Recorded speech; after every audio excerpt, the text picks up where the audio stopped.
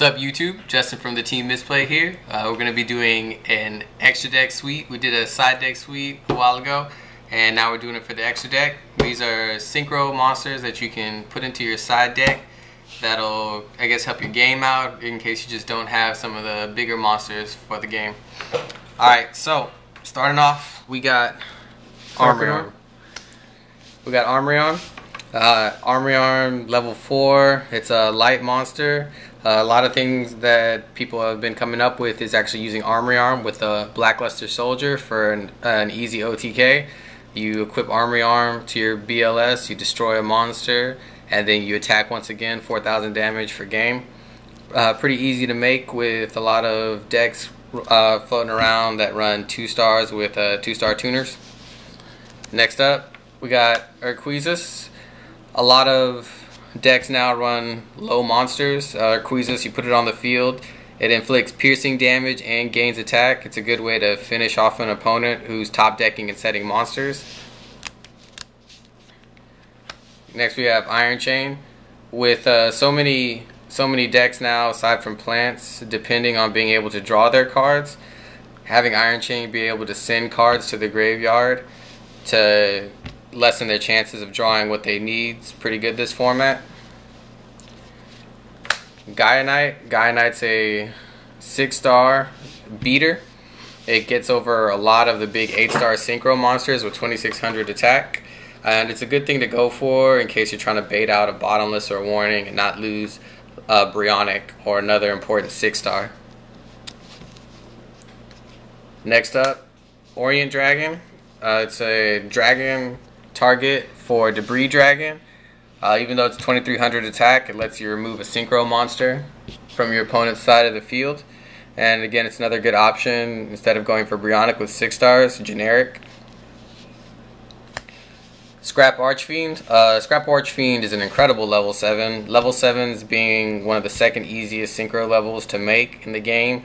A lot of times you don't want to go for Black Rose, but Scrap Archfiend gets over a lot of synchro monsters that you'll see on the field that Black Rose just won't do it, and you don't want to destroy your whole field just to get over one monster. Thought Ruler Archfiend, 2700 attack 8-star that you can pay 1000 life points to negate a magic or a trap card that targets a psychic type monster. Most of the time it's going to be Thought Ruler that the card's targeting. A very underrated card. Very underrated, and you also gain the attack points of the monsters it destroys. It's another beater that gets over a lot of big monsters. And it's again generic. Darkened, the only semi-specific synchro for the extra deck suite. It's a 2600 attack. And this card gets over a lot of bigger monsters that you can't get over with attack. Its effect allows you to lower its attack and just send the monster to the graveyard. It's not destruction. So it gets over Stardust, any kind of big major synchros like possibly Shooting Star Dragon, and just cards that aren't really affected by destruction or by attack.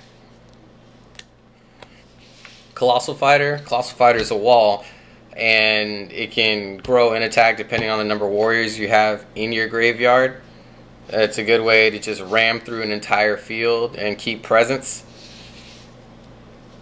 Especially if they have like BLS on the field, and that's and you can synchro summon easy, but you know BLS is on the field, so that forces your opponent to pretty much forces your opponent to remove Colossal Fighter instead of attacking again, because once he's destroyed and sent to the graveyard, he just comes right back.